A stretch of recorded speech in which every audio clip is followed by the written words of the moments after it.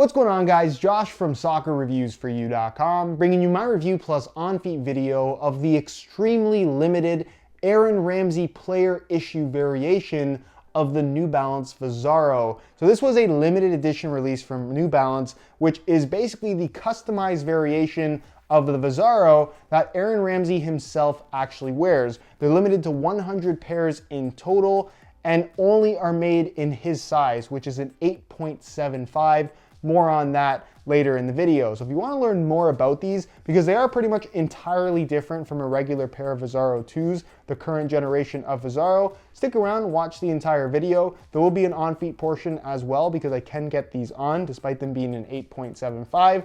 Nonetheless, stick around if you want to learn more. If you're interested in a pair of these for yourself, like I just said, they're extremely limited at only 100 pairs, but as I'm making this video, which is about a week and a half after the initial release, there are some still available actually. So as long as they're still available, if you click the little pop-up in the corner of the screen or the first link down below, that'll take you to the review page on my website where you will find buy it now links with exclusive SR4U coupon codes where you can pick these up below their normal $225 retail price, which is not a steep premium considering how limited these shoes actually are, only 100 pairs worldwide. So visually, the shoe does kind of look like a New Balance Visaro 2 in terms of where the N logo is and some of the texturing you see on the upper, but the upper itself, obviously the graphics are custom to this particular boot. The sole plate, everything else about the shoe aside from where the graphic is positioned right here is completely different from the version of the New Balance Visaro 2 that you can actually buy in the store,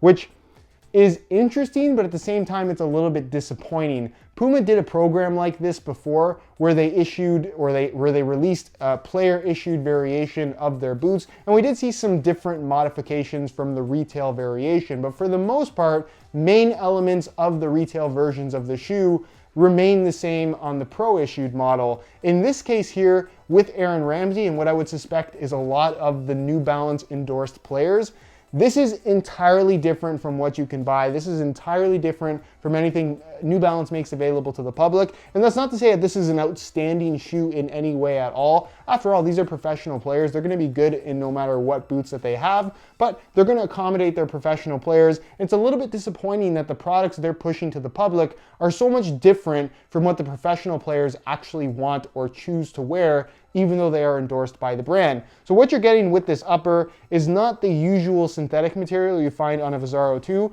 which I quite honestly don't like very much. This is instead just a pretty standard synthetic leather material with the debossed area. So you can see these little hexagon pads that stick up. They have a little bit more thickness to them. There's no foam insert. It's just kind of a thicker area of the material. So overall, the shoe itself does have a slightly more padded feel to it versus being thinner and more pingy, which is kind of what you're going to get from the regular upper, although the regular upper feels quite plasticky. This is much softer and honestly just feels a lot more premium than any synthetic we've ever gotten out of the New Balance brand, which again, disappointing that this isn't usually available to the public. Something like this would, I think, be a lot more attractive and just a lot more appealing to the average consumer, or I guess the boot enthusiast community, which is who I think New Balance really should cater to, given that they are new to the soccer world. Any of these smaller brands that are trying to make any kind of, breakthrough in the market, they have to cater to the boot enthusiast community, because those are the people that are going to give their brand a chance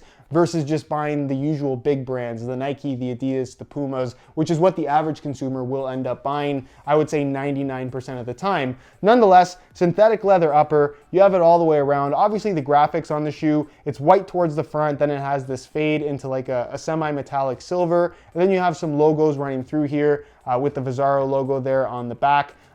Not sure exactly the meaning of all of this. You can look all that up in the press release. It's not overly important, but it definitely does have an interesting look overall. Central lacing system, of course, which is pretty straightforward. You're going to find that on the tongue, you have embroidery for the numbering. So again, it's limited to 100 pairs. I have pair number 78 out of 100, which is pretty cool. I like the fact that they are individually numbered, and you will find that on both the left and right boot, which is definitely nice. Obviously a standard low cut, and then moving on to the inside of the shoe, this is where again, I think it's a little bit annoying. The main thing they're really preaching with this Visaro 2 is the one-piece construction and the fact that the shoe has a midsole, which this shoe has neither of those two things. It's not even close. It's pretty much just a standard construction. It also features an entirely different sole plate. Well, we'll get to that in just a second. So basically all you get here is a, whoa, I dropped the shoes. That's never been done in one of these videos. Anyways, synthetic leather liner on the inside with a decent amount of padding. You're gonna find that right here on the inside, and I'll get a better angle for you guys on the video. There's a little white square and it says 8.75, which is the size in US sizing. There's a D, which stands for the width. That's a regular width. And then AR, which stands for Aaron Ramsey. This is his customized variation. This is the only size they made them in, 8.75. The inside though, it's completely normal. Just a regular construction with a standard kind of nice synthetic suede liner to the inside, which feels very, very comfortable. But none of the one-piece stuff, none of the foam midsole, just a regular sole plate made of plastic, foam insole, and the upper. Nothing crazy about the design whatsoever. The insole is fully removable. I'll give you guys a look at that.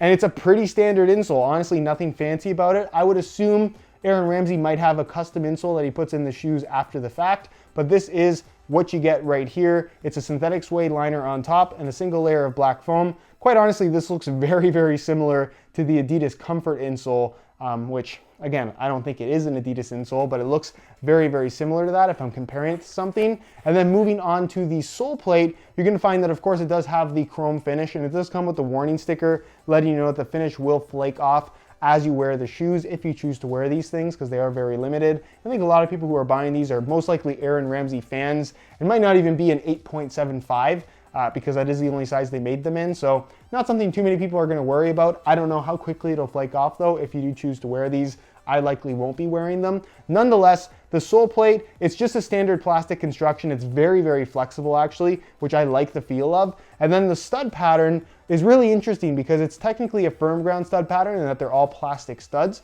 But you'll notice that the studs through the middle of the forefoot and then the studs at the very back are extra long. They're taller than the ones right here. So it's almost like a soft ground pro kind of mixed sole type layout, but all plastic studs instead of having the screw-in metal studs, which is kind of unusual, although we did actually get to see Aaron Ramsey play in his customized New Balance, and the pair that he was actually wearing in-game featured the standard kind of soft ground mixed sole layout with the screw-in metal studs. Nonetheless, I think this is interesting just because why do we actually need the metal studs in the first place? Really, a soft ground boot, the only purpose that it's serving is the fact that the studs are a little bit longer, which you need for the softer ground because they're penetrate a little bit deeper and you're obviously going to get better traction because of the longer studs. But the screw-in studs aren't entirely necessary. They make the boot heavier overall, which just feels very, very light given that it is a more soft ground capable stud pattern with the longer studs that you have. And really, the main reason why they're removable in the first place is because back in the olden days, they made them removable because you would have the shoes for a very, very long time and you would need to replace the studs.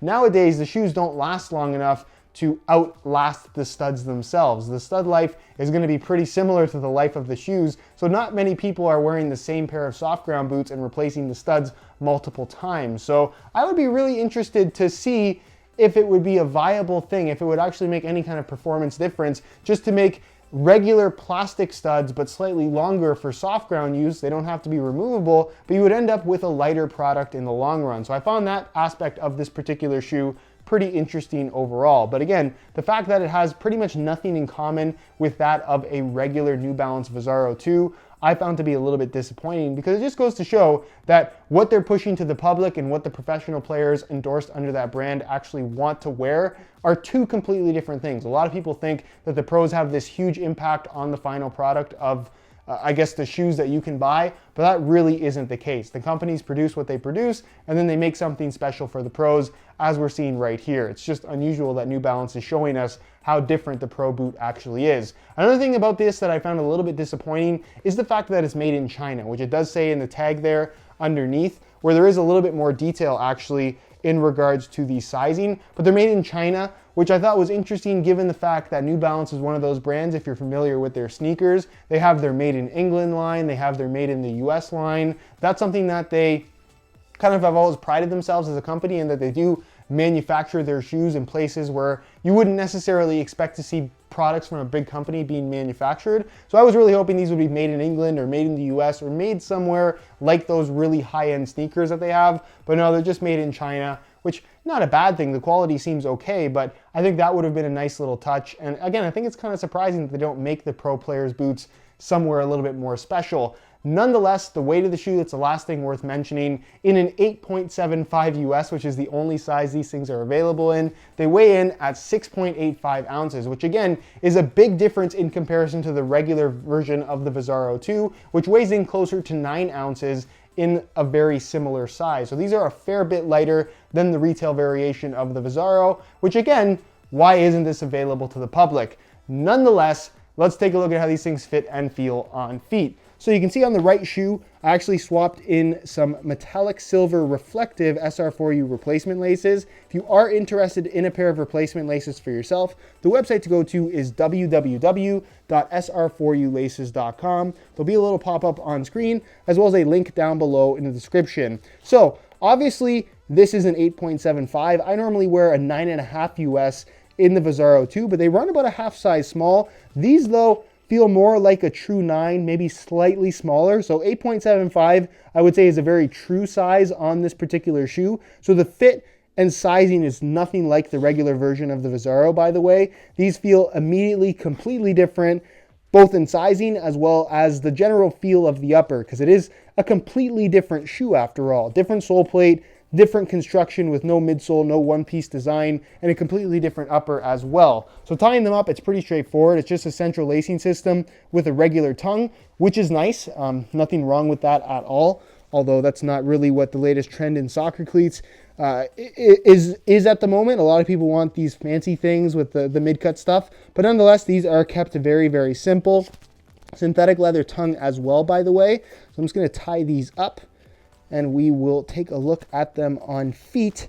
And again, immediately, I like these better than anything we've ever had from New Balance as far as just a general release regular model that you can actually buy. The material for the upper is soft. It feels like it doesn't really require much break-in time, which is great. It's a synthetic material, and basically all the debossed areas where it kind of bumps out has a little bit more of a padded feel to it. So it kind of has that memory foam dampened sensation, which is really, really nice. It would have been a cool thing to have on a regular pair. I would much rather this over the Visaro that we actually have at the moment. The width of the shoe, pretty straightforward as well. It doesn't feel overly tight, doesn't feel overly kind of wide either. It's kind of right there in the middle, which is proper for the D width that it's listed as. It doesn't really feel like it's overly custom shaped either. It has a pretty normal fit to it. So I'm not sure if this is based off of a custom last for Aaron Ramsey himself. I assume that it is. And if that is the case, maybe we have similar foot types. I don't really know, but you can see how they fit me. It's pretty good. They don't really feel abnormal or anything strange about them at all.